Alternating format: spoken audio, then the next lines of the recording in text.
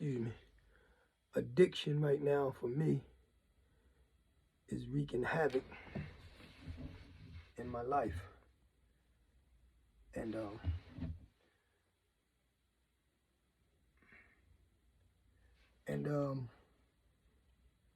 so it's one of them things that it needs to be addressed.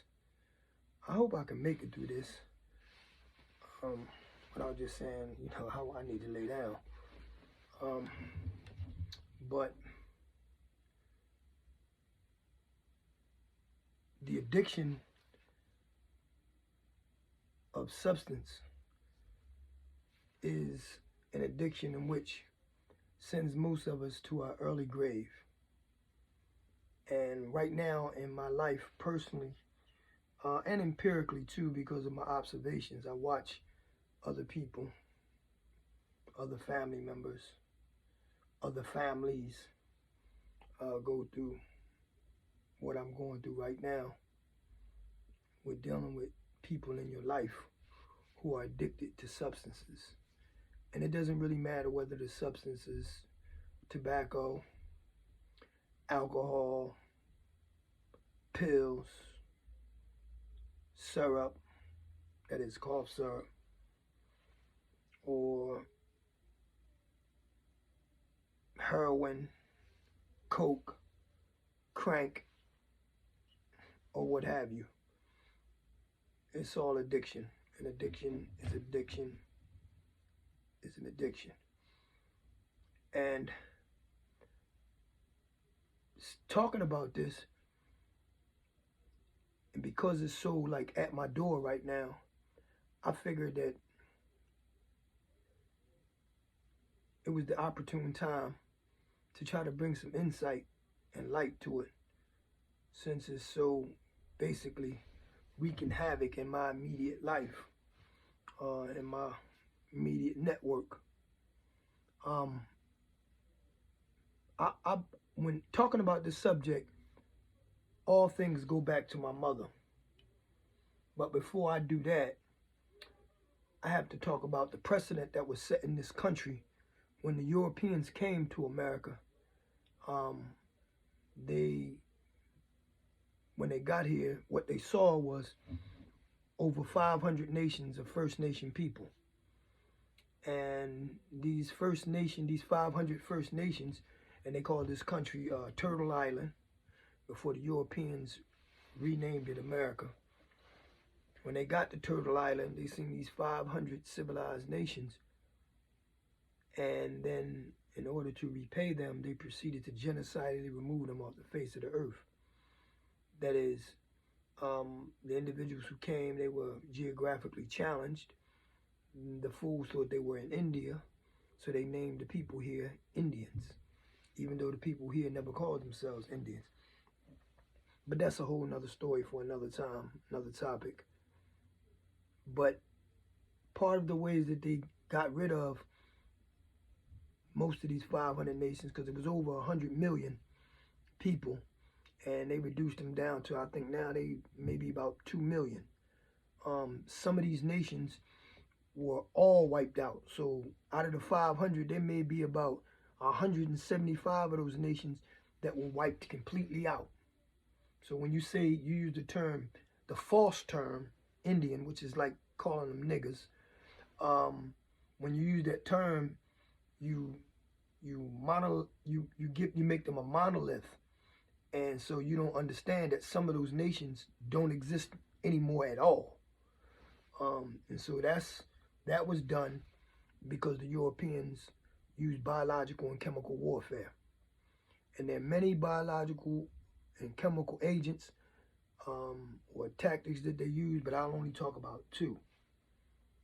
Alcohol was the first chemical warfare they used, and the second was tobacco. Alcohol, our First Nation sisters and brothers called it fire water, because when you drink it, it burns your throat. And really, that's, as Dr. Ajamu-Osagboro taught us, that's your body telling you, fool, I don't want this stuff. Don't put this poison in me. And so the Europeans used fire water, alcohol, to get the First Nation people drunk. And once they got a taste of that fire water, and not only did they burn their throats, it burned their whole lives down. And they started reeling, and genocidally, when they looked up, most of them were gone. And then the second one was tobacco, where tobacco was already here. First Nation people used it for other things. And there's no recorded history that they were smoking it. But the European put something in addition to the natural properties it has. They put other chemicals in it. And they gave this tobacco to the First Nation people. And all of those that weren't killed by the alcohol were killed by tobacco, because it crushes, it makes your lungs brittle and you die. And alcohol lacerates your liver, eviscerates your liver, and you die. Those are two. And the European has genocidally removed off the face of the earth not only the First Nation people, but the Africans that they kidnapped and brought here to work the lands. They gave them two of those biological and chemical agents as well. Now, my mother died at 64, age 64, which is extremely young. And she died, she was an addict. And she was addicted to alcohol and tobacco. She literally smoked and drank herself to an early grave. She was addicted to both of those biological and chemical agents. And the funny thing is, both of them are legal. And she died, when she died, the diagnosis was that she died from emphysema of the lungs, from smoking, and cirrhosis of the liver from drinking. Addiction. And like I said, it doesn't matter what the addiction is. If it's poison, it's unnatural for your body, it is killing you. Some folks it kills instantaneously. Other folks it takes time, but it shortens your life. It gives you an unhealthy life while you're existing. And it wreaks havoc on the people that you love as well, because they have to watch you. Like I watched my mother in the bed, in the hospital bed. That was one of the most painful things I've ever had to watch. Well, anyway, right now I got approximately 5 people in my life, immediate life, who are addicted, who are battling addiction. And all of them are in denial that they are in fact addicted. Don't matter whether they addicted to heroin, cocaine, pills, syrup, tobacco, alcohol. Addiction is addiction is addiction. And they shorten your life and they give you an unhealthy life while you're on this planet. So for me, we can no longer hide this thing of addiction. We need to talk about it in social discourse, in regular everyday discourse, about those of us who are addicted and those of us in our family and the people we love who are addicted. And we have to have the courage to tell them that you are an addict. And you're an addict because the root word of the word addict or addiction means surrender, which means once you surrender your will by taking this substance, by being addicted to this substance, that substance takes over you. You surrender to it and you're driven by it. And the desire to what's called chasing your addiction. The only way you can chase your addiction is by feeding it more of what you are addicted to, whether it's pills, alcohol, tobacco. And sometimes people are addicted to 4 and 5 things at one time. You know, Europeans euphemize it and call it self-medicating, but it's not. It's self-destruction. You're literally killing yourself. You're making your life unhealthy, and you're shortening your lifespan. And we need to deal with addiction. And by losing my mother, this whole thing became very personal to me because she was the person I loved the most on this planet. And she told me when I was young, one of the things she did before I go there, one of the things she did to her as an addict, which sort of let me know she was in denial, was I seen what alcoholism was doing to her, and I seen what cigarettes smoking was doing to her. I couldn't see her lungs, I couldn't see her liver, but I seen, you know, when she was drunk, she stayed drunk. She would go to work, come home from work, go straight to the bar, get drunk, come home, drink more, and go to sleep. And then wake up in the morning for work and go right back to work and start the whole vicious cycle over. Now, most of her girlfriends and friends didn't know she was addicted to alcohol or in cigarettes. But I knew. I used to see the ashtrays filled up with cigarette butts. And I used to see the Gordon's gin in her room when she drunk. And I seen when she was drunk. Only like my friends who would see her come in the projects drunk knew that she was drunk. But they didn't know she was addicted. We just called it being drunk. Such and such drunk. But her drunkenness and her smoking, her cigarette smoking, is what killed her. No ifs, ands, or buts about it. At 64, which we know is very young, because a black woman life expectancy, I think, is something up there in the 80s. Well, as a community, we have to face addiction. I think that we're doing a very poor job of it because we're hiding it, and we're people in our lives who are addicted, we're ignoring it. And then you have other factors that if the person is well off, people won't say nothing to them because they want to get something from them. They always want to get. So they never bring it up, the fact that the person is addicted, because the person will stop speaking to them or cut them off. And so to them, because they want something, it's more important for them to get something from the person than it is to tell them that, yo, you're an addict, you need help. How can I help you get help? You need some healing. You need some wellness in your life. So addiction is like an albatross for our community. It hovers over our head, and it is always there like the sickle of death, cutting away at our good health, cutting away at our years on this planet, cutting away at our time spent with our families, cutting away with the things that we could achieve because of addiction. One of the things I used to say to my mother, I was a child, but I understood that cigarettes and tobacco addiction, didn't know what addiction was back then, but I knew both of them things weren't good for her. And every year for my birthday, she would ask me, what do you want for your birthday? And I would say, I want you to stop drinking. And then she would laugh. And she said, yeah, well, you better pick something else, because I ain't doing that. I ain't giving you that. So then I would say, well, stop smoking. And then she would laugh again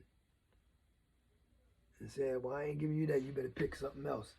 And then Christmas time would come, and same thing. She'd ask me, what you want from Christmas, son?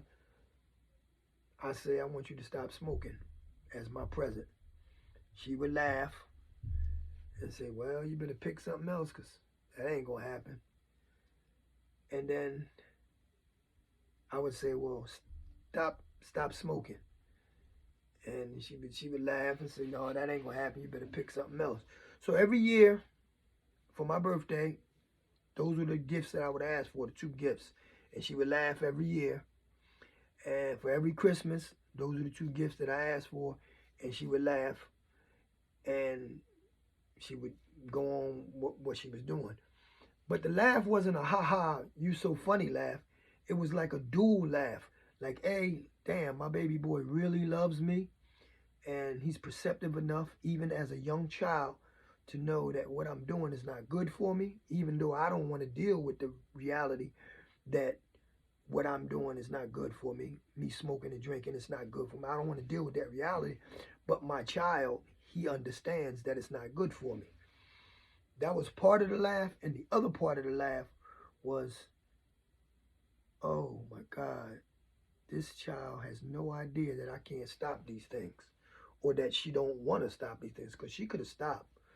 But we didn't know anything. We didn't know too much about addiction back then. We know a lot more about it and how to tackle it. So that's what she did. And I discovered that she was in denial. She was in denial. She was in denial that she was an alcoholic. She was in denial that she was hooked like a research monkey on tobacco. And many of the people in my life right now are in that same denial. They're addicted to other things, other substances, but it's all the same. And the people in my life now, they're running head on to a cliff, and they're going to destroy everything in their lives. The addiction of drugs is like the addiction of gambling. Gambling, when you're addicted to gambling, the rush from gambling is what feeds the dopamines in you, what gives you that rush and have you jonesing for more of that rush. But with the addiction of gambling, what that addiction does is it makes you gamble away your jewelry.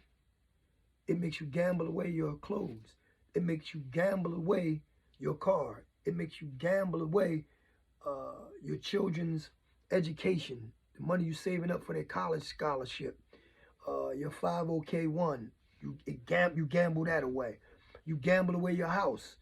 And then you gamble, if you have businesses, you gamble away to the businesses. You destroy all of that. You destroy your businesses. You run everything into the ground. And the next thing you know, you're homeless. Because you done gambled everything away. Addiction. That's what drugs do to you. And the deception of drugs is they fool you. They lie to you and tell you they're good for you. Yeah. Through personification. Drugs talk to you and tell you that they're good for you. So keep taking me. See how I solve the problems for you? But they don't. They push you closer to the grave. And your problems are still there. They're just older. And more pressing in your life because of addiction. So we have to tell our people when they are addicted that you're an addict and you need help. And we have to do so courageously, because many times when you tell them, they get angry with you. They stop speaking to you. Or they stay away from you. They avoid you. And they only be around people who won't tell them that they're addicts, because the people around them just want things from them. And unfortunately, some of those people are actually feeding them the poison. And so that's who they be around, because these people help them feed the addiction, basically helping them go to their grave. And if you can't stop, if the addicts in your life can't stop taking drugs or whatever they're addicted to, if you can't do it for you, do it for the people that depend on you. 12 steps say that you have to do it for yourself and you have to hit rock bottom. Now the rock bottom part, I kind of agree with that, but saying that you have to do it for yourself, if you don't do it for yourself, you ain't gonna do it. No, I don't agree with that, because I've seen people not have the strength to do certain things for themselves, but they do it for other people. In most cases, for the people that's dependent on them, like children, or let's say they got an elderly parent. Those people are dependent on them, so they use the strength or the need that person has for them to stop their addiction and to get it done. So you can do that too. For those who out there who don't have the strength to do it for themselves, do it for the people that depend on you. So that's what I want to say basically about addiction. I'm very tired, so please forgive me. Because the two events I went to wore me out. They were successful, both ventures, but it was very taxing. But those are some of the things that I wanted to say about addiction and how we have to be honest with our people. But I say beautifully honest beautifully honest, because honesty is not brutal. Honesty is beautiful. And so we have to be beautifully honest with ourselves. Therefore, that will allow us to be beautifully honest with the people that we love and the people in our lives. And we have to be careful in how we say it, but we have to say it. We have to say it. We have to say it as often and as much as possible until they get the message. And we have to be there for them to help them, even if they try to run from you, not speak to you, not want to come around you simply because you tell them the truth. Know that you're doing the right thing, regardless of how they respond to you. Know that you're doing the right thing. And so from time to time, I want to come back and on a regular basis talk about addiction and what we can do to surmount that challenge of addiction and help the people in our lives who are addicted, and begin to tell our stories about witnessing the people we love who are addicted, watch them go to early graves, or watch them battle it and successfully come up out of it. Addiction, the great deceiver. It deceives you to thinking that you can handle it. And the last thing is, there are two types of addicts. Those who acknowledge that they have an addiction and they take steps to heal themselves, to get wellness, to conquer the addiction, or to surmount the addiction, or to ameliorate the addiction. And then there are those who are in denial of the addiction. Those who are in denial of the addiction are the most dangerous, because in 12 steps they call them functional addicts. They do all the things you and I do every day, and they do so successfully. And most of them are brilliant. Can do anything on the planet. And you would never know in their private life that they're addicted. But every night when they go home, or in the quietness of their own space, they binging on whatever it is that they're addicted to. Sometimes 2 and 3 substances: cigarettes, alcohol, heroin, pills, you name it. So let's get up on that, and let's tell the truth about that to ourselves and to the people we love. If we truly love them, we'll tell them the truth. And the truth is going to help us move towards solutions and solving the problem. Hotep, after Uhuru, General Mufti Ajamu-Osagboro, Harambe, Harambe, Harambe, Harambe, Harambe, Harambe, Harambe. Let's pull together. Uhuru ni kazi. Freedom is work.